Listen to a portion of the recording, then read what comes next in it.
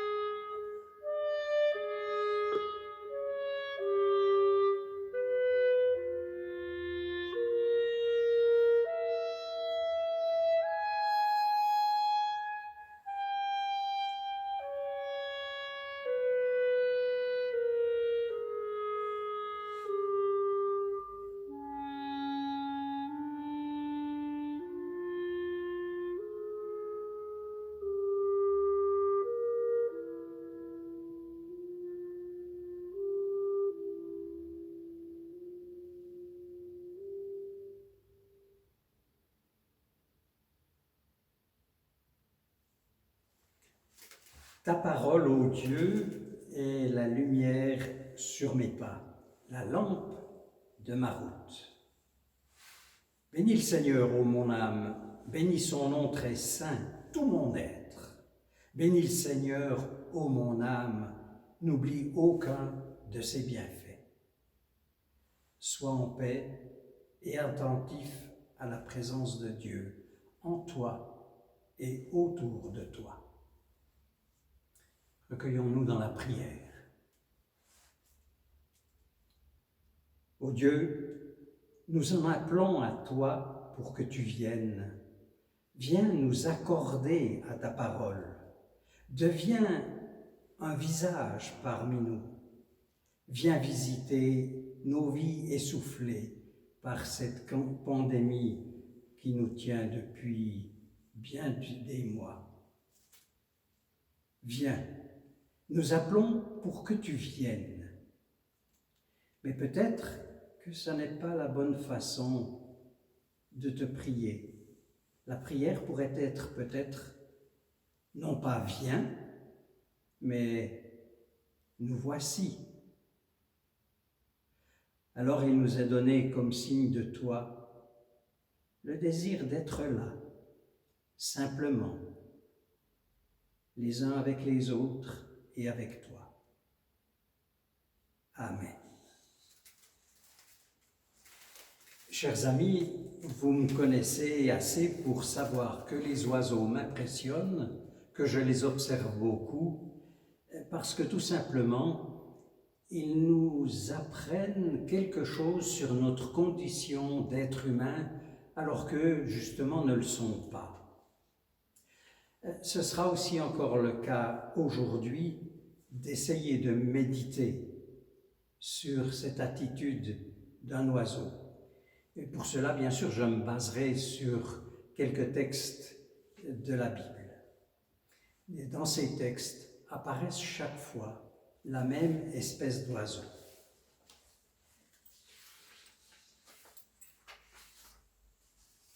Le premier texte se trouve dans le premier livre des Rois, au chapitre 17, et ce sont les versets 1 à 6.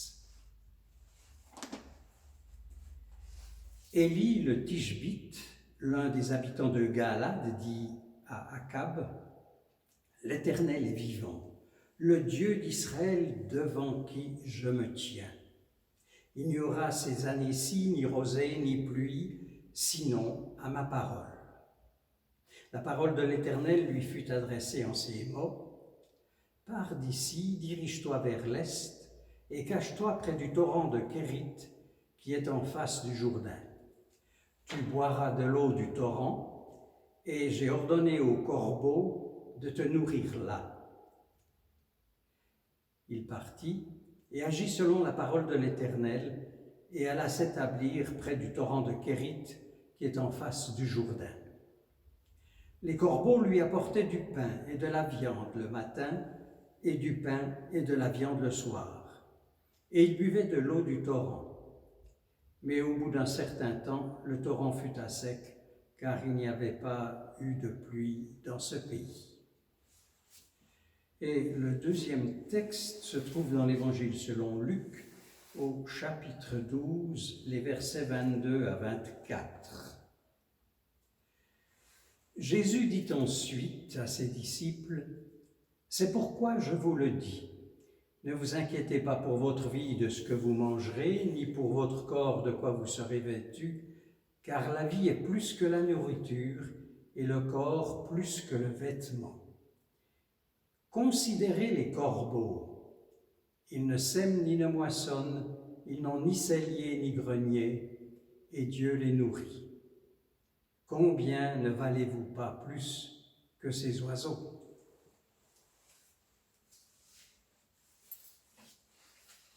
Chers amis, frères et sœurs dans le Christ,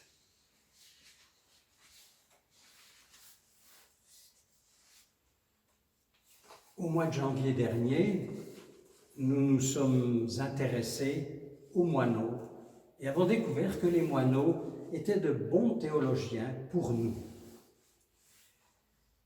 Aujourd'hui, nous nous laisserons inspirer par un autre oiseau qui est le corbeau. Parce qu'en effet, il faut le considérer, il faut l'observer, le corbeau.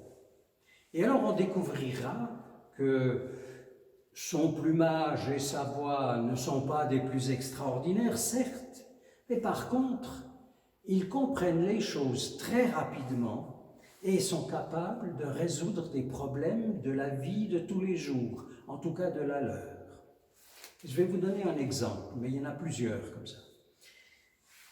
Cet exemple nous provient de Nouvelle-Calédonie où des chercheurs, donc des scientifiques, ont fait une expérience, ça devait être il y a une quarantaine d'années, où ils avaient décidé, parce qu'ils avaient trouvé un jeune corbeau, et ils ont décidé de l'élever.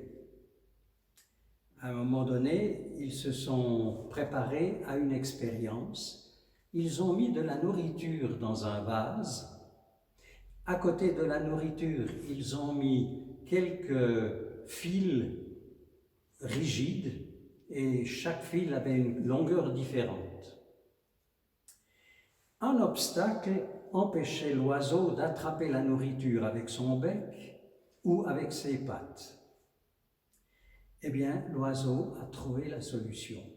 Il a pris le fil, le seul qui avait la bonne longueur, et ce fil-là, il l'a donc choisi, il l'a tordu pour en faire un crochet qui lui a permis d'attraper la nourriture.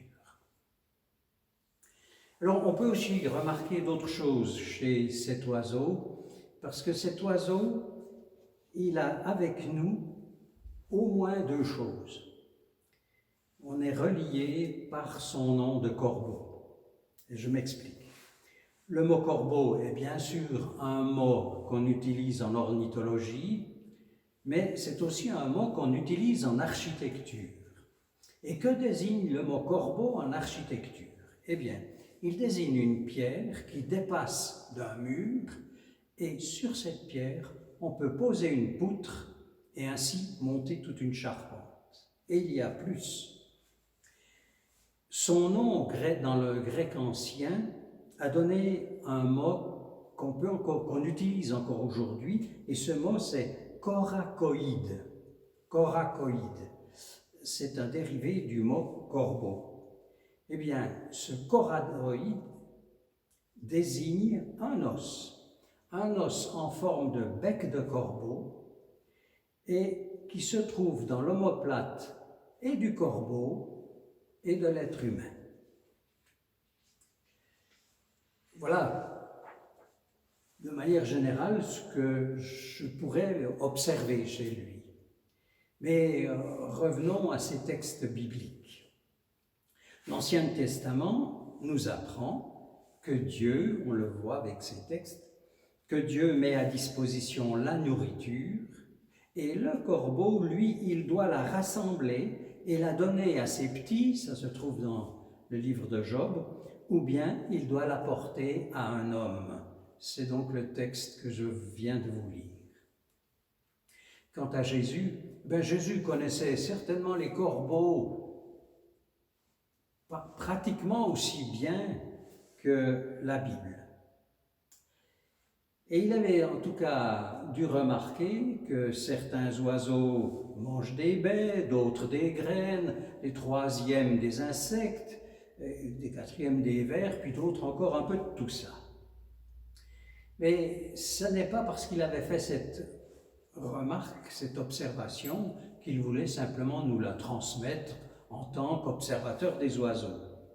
Il voulait nous laisser quelque chose, et ce quelque chose, c'était ceci. Il voulait nous dire que Dieu nourrit les oiseaux, mais de manière indirecte. En effet, le Créateur donne aux corbeaux et à d'autres oiseaux les moyens pour qu'ils puissent ensuite s'alimenter en cherchant eux-mêmes leur pitance. Et si on s'en réfère au psaume 104, on découvrira ceci. Et je le cite, « Ils, donc les corbeaux, espèrent en toi pour que tu leur donnes la nourriture en son temps. Tu la leur donnes et ils la recueillent. Tu ouvres ta main et ils se rassasient de bien. » Fin de citation. Par son attitude, le corbeau, l'oiseau de manière générale sûrement, nous dit d'abord d'avoir confiance en Dieu, d'avoir confiance pour tout ce dont nous avons besoin. Mais ensuite, il ne s'agit pas simplement comme ça d'avoir confiance, il s'agit encore de la vivre, donc de montrer notre confiance en rassemblant ce qui est mis à notre disposition. Alors, n'oublions pas la foi du corbeau. Et je vous invite à poursuivre cette méditation-là par ce chant qui porte le numéro 1407. 1407.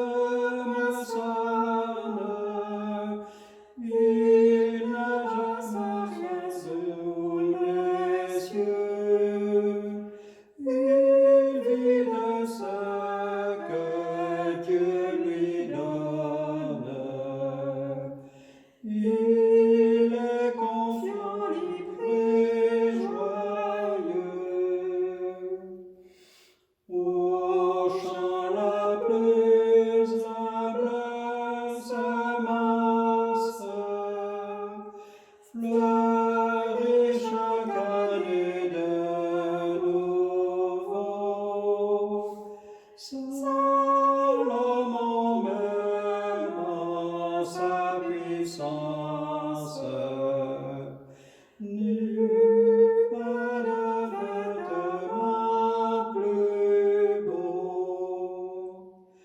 Si Dieu a mis ainsi les plantes, s'il nourrit les oiseaux des airs, il se répandra ton attente. Tous les jours étaient comme hiver. Homme angoissé, Dieu te rassure. Pourquoi t'inquiéter sainement? Tu recevras ta nourriture et pour ton corps le vêtement.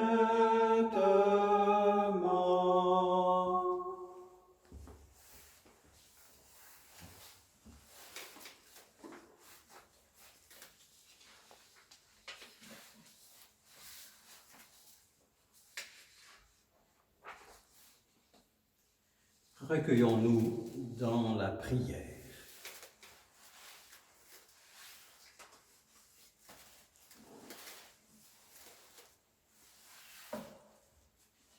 Ô Père, toi qui nous combles de jour en jour, réponds à l'attente de ceux qui te cherchent alors qu'ils sont dans l'obscurité, et qu'ainsi ils sentent ta présence et comprennent que tu es un Dieu de grâce. Envoie ta lumière dans les lieux justement de ténèbres et de troubles.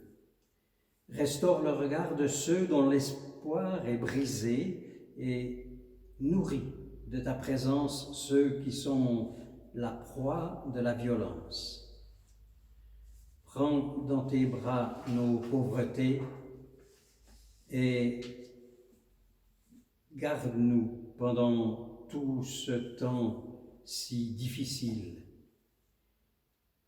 Et puisque la meilleure prière, c'est encore celle que toi ou ton Fils nous a laissée, permets que nous te disions d'un seul cœur et d'une seule voix: Notre Père qui es aux cieux, que ton nom soit sanctifié, que ton règne vienne, que ta volonté soit faite sur la terre comme au ciel.